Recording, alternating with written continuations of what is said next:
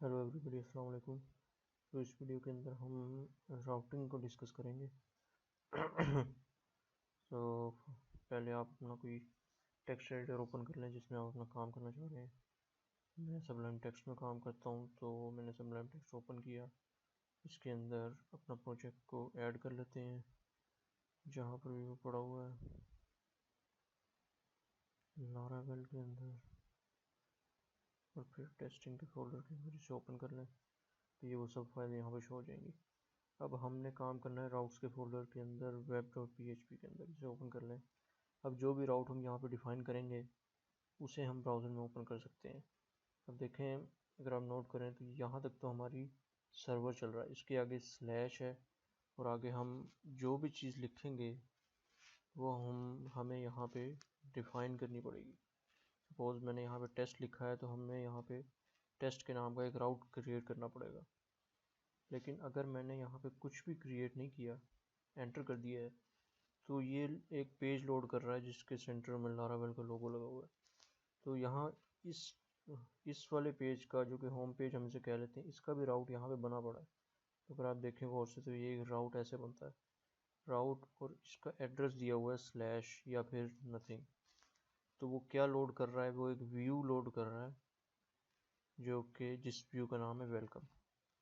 और हमने शुरू में देखा था वेलकम व्यूज़ कहाँ पड़े होते हैं, रिसोर्सेज व्यूज़, और वो कौन सा व्यू लोड कर रहा है, वेलकम का।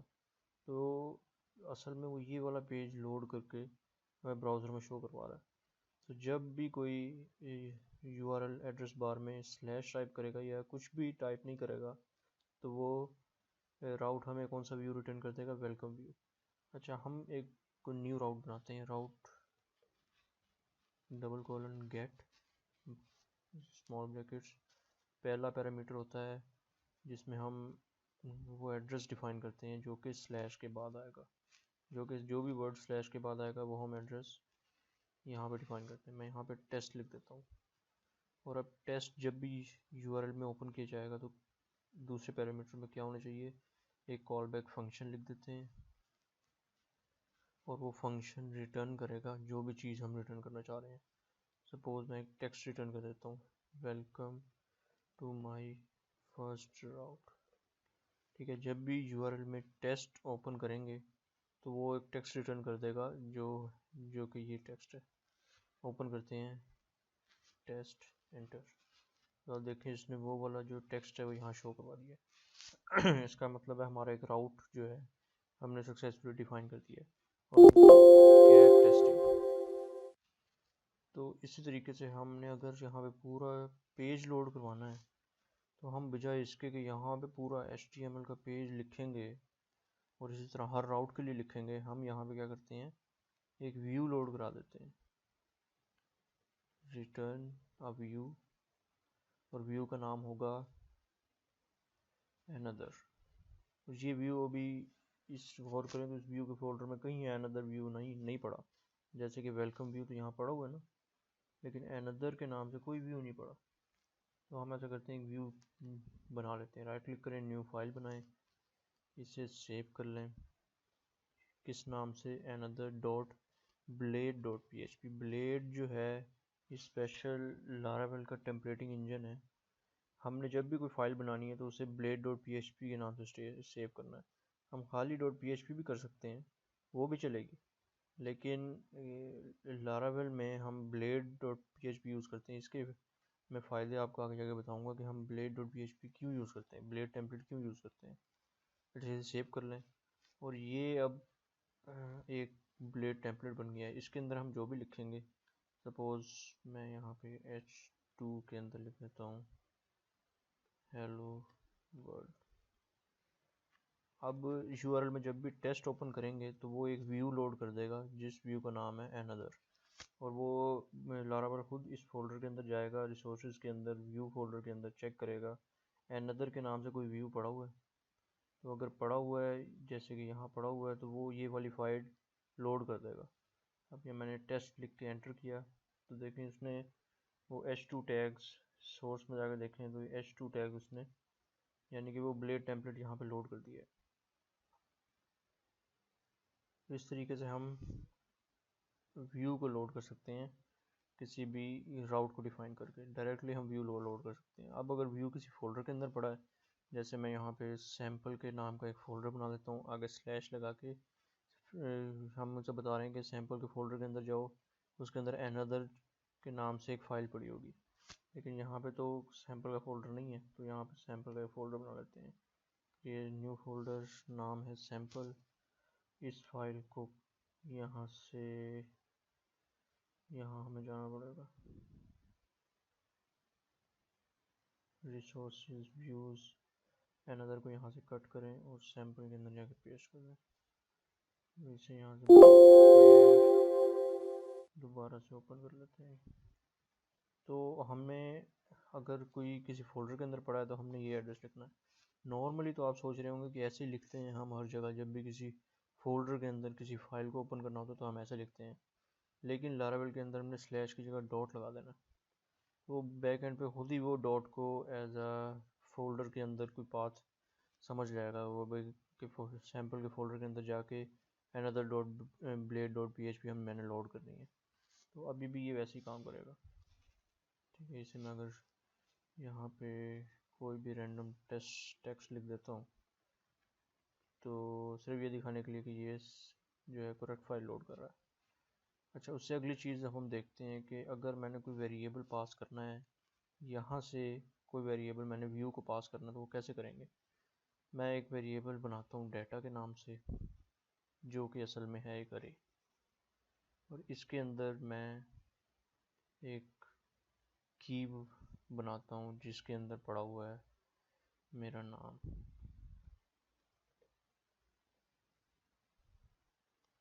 उसके बाद दूसरी की, उसके अंदर मैं लिख देता हूँ मेरा ईमेल, जो कि मैं कुछ भी लिख देता हूँ। ठीक है, एक अरे बनाई हुई डाटा के नाम की, उसके अंदर मैंने दो की और उसकी वैल्यूज सेव कर दी। अब मैंने सिर्फ यहाँ पे पास करनी है। इसको पास करने के लिए 2 या 3 तरीके हैं। पहला तरीका, यहाँ पे मैं लिख देता हूँ विद स्मॉल ब्रैकेट्स, इसके अंदर 2 पैरामीटर आएंगे। पहला पैरामीटर होगा डाटा, ये जो भी। दूसरा पैरामीटर होगा असल ऊपर से जो वेरिएबल आ रहा है, यानी कि ये अरे है और ये उसकी की है। तो अब हमने सक्सेसफुली इस व्यू को ये वाला एक डाटा वेरिएबल पास कर दिया है। अब इस व्यू के अंदर वो डाटा वेरिएबल पड़ा हुआ है, यानी कि अब पहुंच चुका है, तो इसे डिस्प्ले कराते हैं। अच्छा, मज़े की बात है कि हम यहाँ पे भी PHP टैग्स यूज़ कर सकते हैं। चाहे ब्लेड टेम्पलेट है, लेकिन हम सेम PHP यहाँ पे यूज़ कर सकते हैं।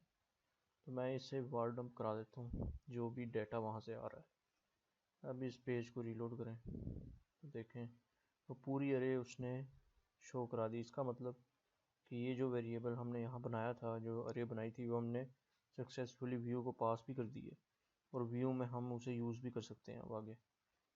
जो दूसरा तरीका पास करने का है, इसे कमेंट कर देते हैं और साथ ही इसे कॉपी भी कर लेते हैं। दूसरा तरीका है कि मैं यहाँ पे इसी ब्रैकेट के अंदर ही दूसरा पैरामीटर पास कर दूँ, ये वाला वेरिएबल। वो कैसे पास करना है, यहाँ पे अरे लगाएं, इसके अंदर की दें और इसकी वैल्यू दे दें। की मैं दे देता हूँ डाटा, वैल्यू के अंदर जो ऊपर से वेरिएबल आ रहा है वो यहाँ दे दूँ। अगर मैं यहाँ जो भी नाम रखूँगा, मैं उसी नाम से उसे यहाँ पे एक्सेस कर सकता हूँ। सपोज़ मैं यहाँ पे इसका नाम रख देता हूँ मैसेज, तो अब मेरे पास मैसेज वेरिएबल पहुँच गया। ठीक है, इसे रिफ्रेश करें तो ये सेम वही काम करेगा। मुझे पूरी अरे आ गई है, जिसके अंदर पहली चीज़ नेम है और दूसरी चीज़ ईमेल है। ठीक है, तीसरी, और हम इसे पहले हमें ये PHP 4 थी आई गेस, तो हमें अरे वर्ड लिखना पड़ता था। अब हम ऐसे भी कर सकते हैं, बड़ी ब्रैकेट लगाएं यहाँ पे और बड़ी ब्रैकेट लगाएं यहाँ पे, तो ये एक अरे डिफाइन हो गई जैसे हमने यहाँ ऊपर की है, वरना हम पहले ऐसे करते थे। ठीक है, तो ये हो गया, ये सेकंड मेथड है। थर्ड है जो मैं प्रेफर करूँगा आप सबको करने के लिए, वो है यहाँ पे आप लिखें कम्पैक्ट, एक कीवर्ड है, और इसके अंदर वेरिएबल पास कर दें डाटा, या जो भी वेरिएबल आप पास करें। मेक श्योर कि ये वेरिएबल और ये वाला अरे वाला वेरिएबल मैच होने चाहिए।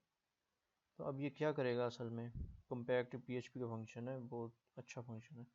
ये लाइन का और ये लाइन का जो मैं अब लिखने लगा हूँ ये दोनों सेम है। Data dollar data. सो ये वाली लाइन और ये कंपेयर लाइन दोनों इक्वलेंट है।